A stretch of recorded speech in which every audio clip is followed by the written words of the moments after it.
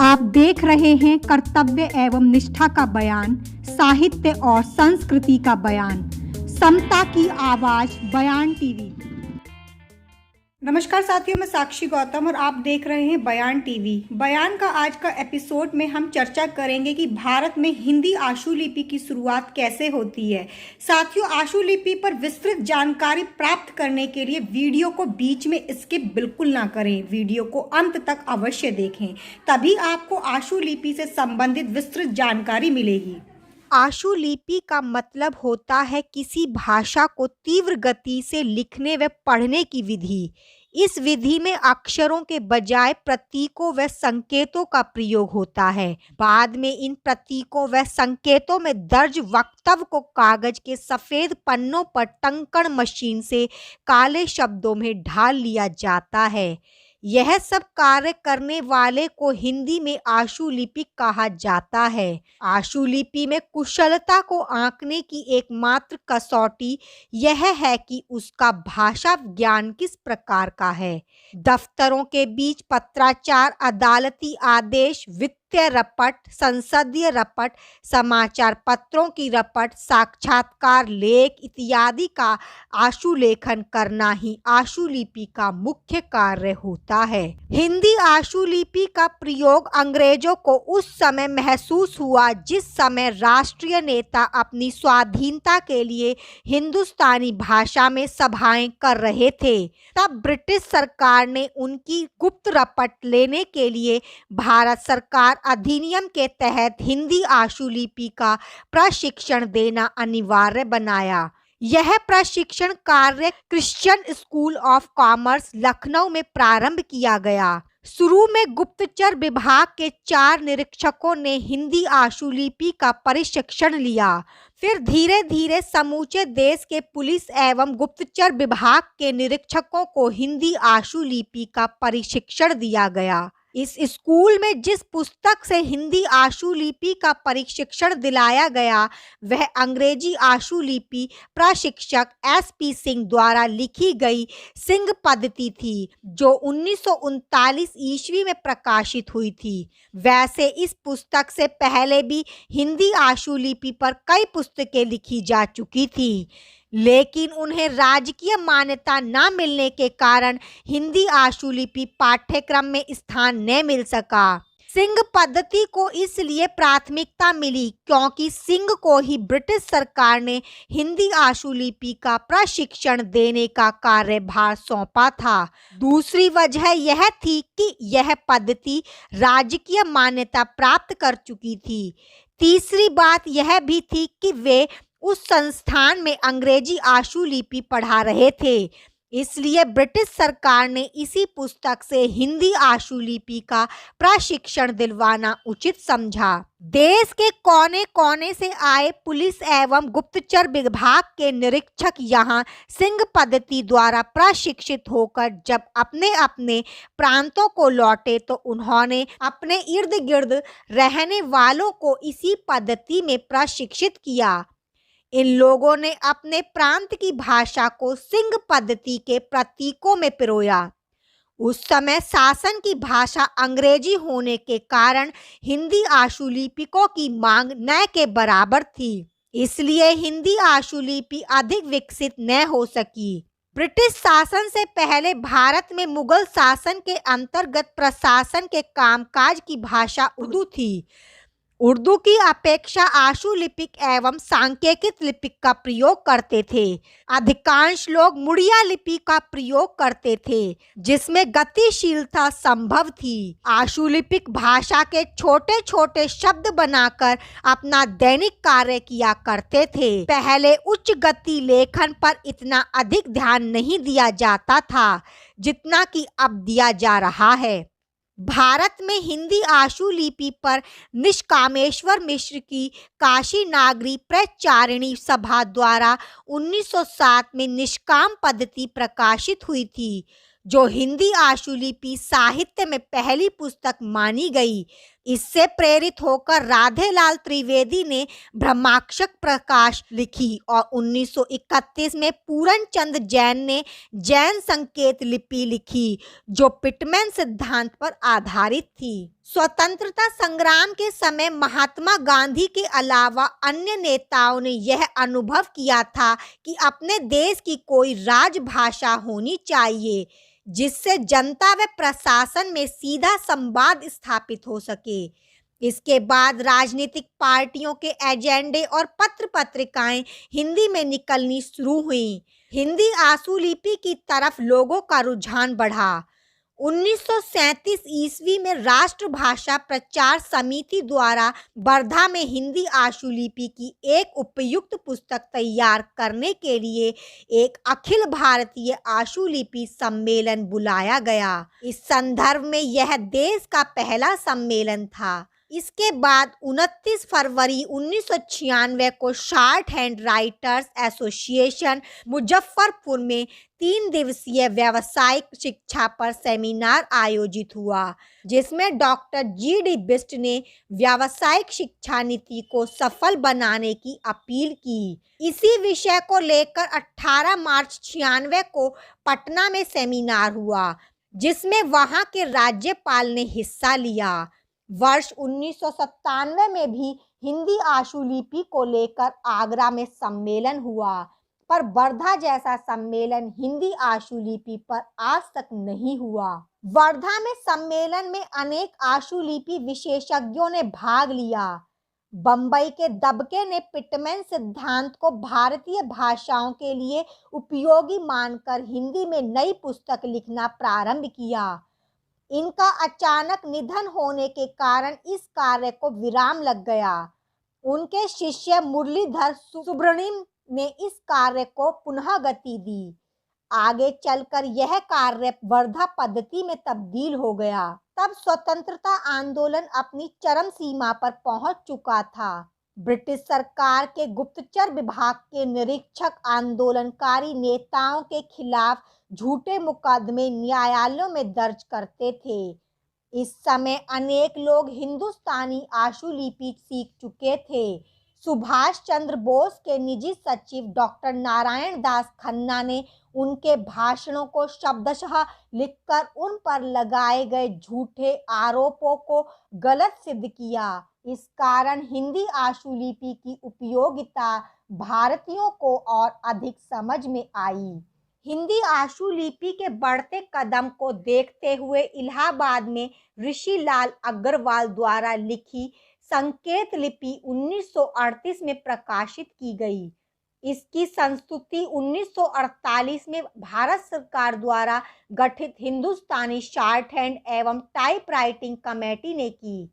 यह पद्धति पिटमैन सिद्धांत पर आधारित है।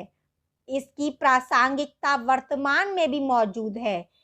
राष्ट्रीय सरकार गठित होने के कारण संसद में भाषण देने की जैसे ही अनुमति मिली, वैसे ही इस भाषा में बोले गए भाषणों को लिखने के लिए हिंदी आशुलेखकों की नियुक्तियां हुईं और हिंदी आशुलिपि जानने वालों की कदर बढ़ी। 20वीं सदी के चौथे दशक में हिंदी में पिटमैन के अलावा स्लोएन डुप्लोएन सिद्धांत पर अनेक पुस्तकें बाजार में उपलब्ध होने लगीं। 1947 में सिद्धेश्वर नाथ ने राष्ट्रीय हिंदी शॉर्ट हैंड और 1947 में केदारनाथ चौबे ने हिंदी आशुलिपि लिखी। स्लोएन डुप्लोएन सिद्धांत पर लिखी गई ये पहली पुस्तकें थीं। इस वर्ष महेश चंद्र गुप्त ने भी नागरी आशुलिपि को जन्म दिया, जिस पर पिटमैन सिद्धांत को मुलम्मा चढ़ा। 17 अप्रैल 1948 को भारत के प्रथम राष्ट्रपति के निर्देश अनुसार हिंदुस्तानी शॉर्ट हैंड एवं हिंदी टाइपराइटर कमेटी का गठन हुआ। इस कमेटी के सदस्य एम सत्यनारायण अग्रवाल, केदारनाथ मिश्र, भदंत आनंद कौशल्यान, डॉक्टर राम बाबू सक्सेना तथा बालकृष्ण थे। काका काले लक्कर को इसका अध्यक्ष बनाया गया, जबकि मुरलीधर सुब्रमण्यम को आशुलिपि से संबंधित तकनीकी सलाहकार इस कमेटी का मूल उद्देश्य हिंदी आशुलिपि पर लिखी गई पुस्तकों का अवलोकन करके एक मानक पुस्तक तैयार करना था।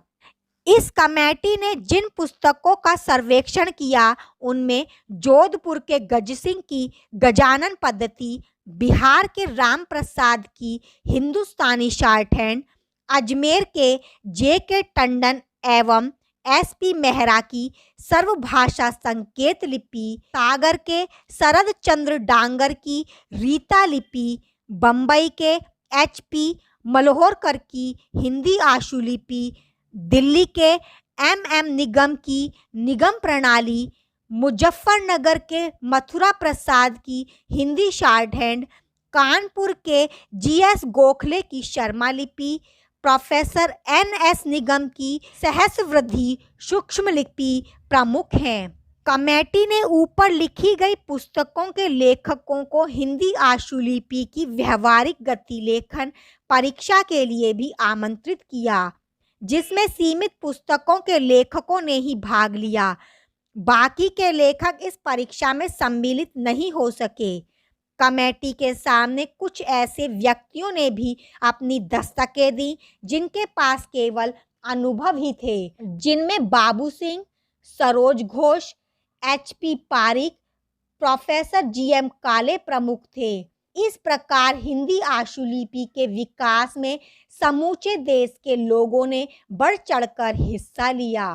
कमेटी ने अपनी रिपोर्ट तैयार करते समय पिटमैन सिद्धांत और स्लोअन-डुप्लोयन सिद्धांत पर लिखी गई पुस्तकों का अलग अलग मूल्यांकन किया। कुछ ऐसी भी पुस्तकें कमेटी के पटल तक पहुंची जो हिंदी आशुलिपि के लिए नई एवं मौलिक थीं। कमेटी ने अपनी रिपोर्ट 17 जनवरी 1949 को डॉक्टर राजेंद्र प्रसाद को प्रस्तुत की। डॉक्टर राजेंद्र प्रसाद ने इस कमेटी की रिपोर्ट पर विचार कर उसे अमल में लाने के लिए एक और समिति गठित की थी।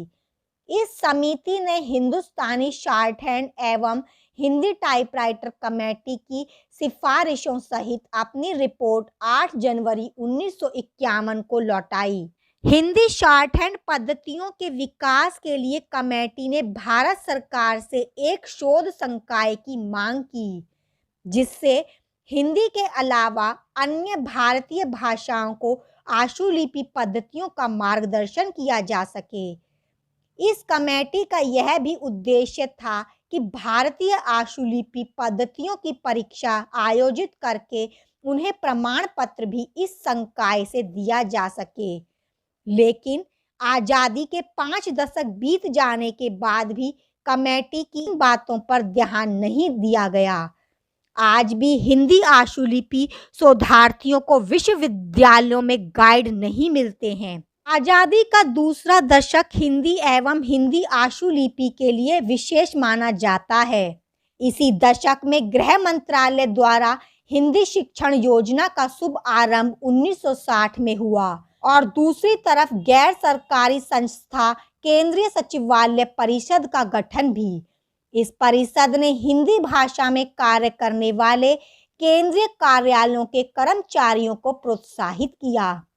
आज भी हिंदी आशुलिपि प्रतियोगिता यही एकमात्र संस्था आयोजित करती है। 1965 में खैर आयोग बना। इसी आयोग की सिफारिश पर संसदीय राज्यसभा समिति का गठन हुआ। हिंदी भाषा के प्रचार प्रसार के लिए केंद्र सरकार के अंग्रेजी आशुलिपिक एवं टंककों को हिंदी आशुलिपि एवं टंकण का प्रशिक्षण देना अनिवार्य बनाया। इस प्रशिक्षण की व्यवस्था के लिए केंद्रीय हिंदी प्रशिक्षण संस्थान की स्थापना नई दिल्ली में की गई, जो गृह मंत्रालय का ही एक अंग है।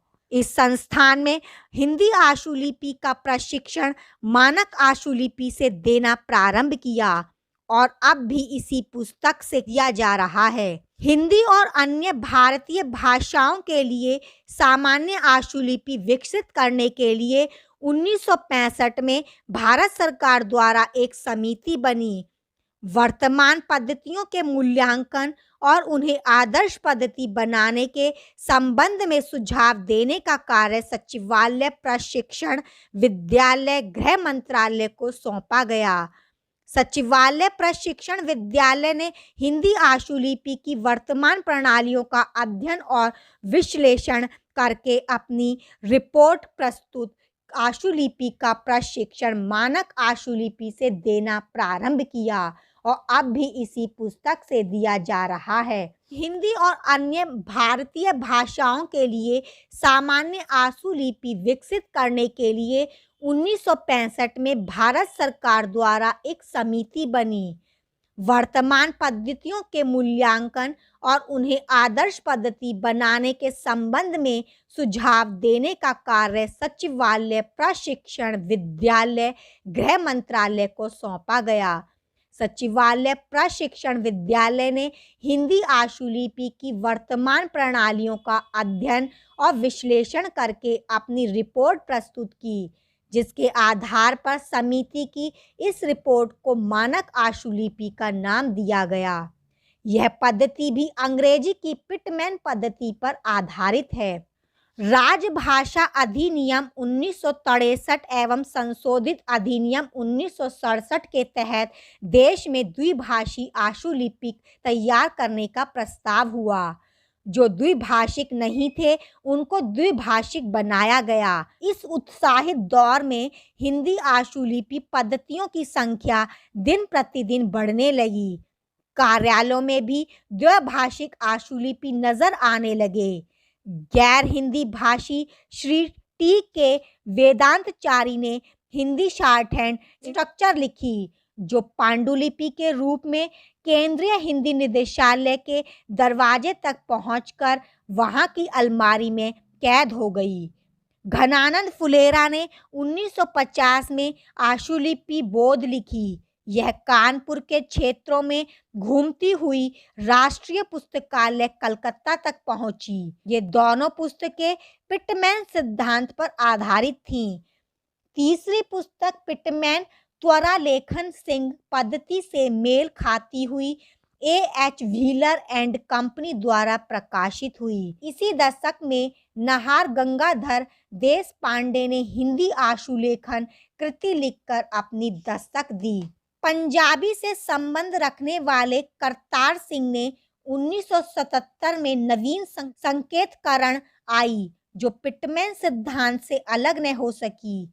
इसी समय नई दिल्ली से पिटमैन SS पब्लिकेशन देवनगर से नवीन आशुलिपि प्रकाशित हुई, जो मूलतः पिटमैन सिद्धांत पर तैयार की गई थी।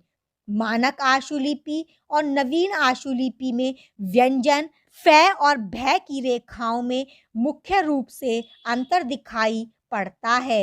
एक विशेष बात यह है कि दोनों ही पुस्तकों पर लेखक का नाम नहीं छपा है, यानी कि बिना लेखक के ये पुस्तकें हिंदी आशुलिपि जगत में दिखाई पड़ती हैं। मानक आशुलिपि के समतुल्य नई दिल्ली से हरीश गुप्ता की प्रारंभिक मानक आशुलिपि और डॉक्टर साजनानी की मानक स्वयं शिक्षक आशुलिपि भी प्रकाशित हुई। पृथ्वी सिंह की सरल हिंदी आशुलिपि भी इसी कड़ी की एक पुस्तक है। इन सभी पुस्तकों का सिलसिलेवार अवलोकन किया जाए तो विश्लेषक इस मुकाम पर पहुंचता है कि इन सभी पुस्तकों पर एक ही सिद्धांत हावी रहा है। आशुलिपि की इस चकाचौंध में डॉक्टर गोपाल दत्त बिष्ट ने विशिष्ट आशुलिपि लिखी। यह आशुलिपि क्षेत्र में अध्याय हिंदी आशुलिपि की अन्य पुस्तकों की भांति शुरू न होकर प व ट वर्ग की रेखाओं से शुरू हुआ है। अध्याय में पहले एक व्यंजन के लिए रेखा खींची है और बाद में दो व्यंजनों के लिए। व्यंजन रेखाओं पर स्वर लगाने की विधि भी इसी अध्याय में बतलाई गई है। स व्यंजन के लिए प्रारंभिक एवं अंतिम व्रत बनाने का तरीका भी इसी अध्याय में पढ़ने को मिलता है। अध्याय के बाद में हिंदी से आशुलिपि में रूपांतरण अभ्यास के रूप में है। प्रथम स्थान पर हल्का बिंदु ए को तथा हल्का डैश आ को प्रकट करता है। रेखा के दूसरे स्थान पर हल्का बिंदु ए को तथा हल्का डैश आओ को व्यक्त करता है। बाकी ई एवं ऊ स्वरों में कोई परिवर्तन नहीं किया गया है। वह इनामदार द्वारा 1995 में हिंदी आशुलिपि नागपुर से प्रकाशित हुई। सितंबर 1997 में सर्वोदय आशुलिपि वाणी प्रकाशन नई दिल्ली से हिंदी में प्रकाशित हुई। दिल्ली से ही सैनी आशुलिपि भी प्रकाशित हुई। इसी दशक में ओंकार नाथ की मेघा हिंदी आशुलिपि मेरठ से तथा वर्ष 2002 में राष्ट्रीय मुक्त विद्यालय से आशुलिपि हिंदी प्रकाशित हुई। धन्यवाद। आपके अपने बयान टीवी चैनल को लाइक शेयर के साथ सब्सक्राइब करने के बाद घंटी का बटन दबाना न भूलें। जाते जाते अपनी कीमती राय कमेंट्स बॉक्स में जरूर लिखें।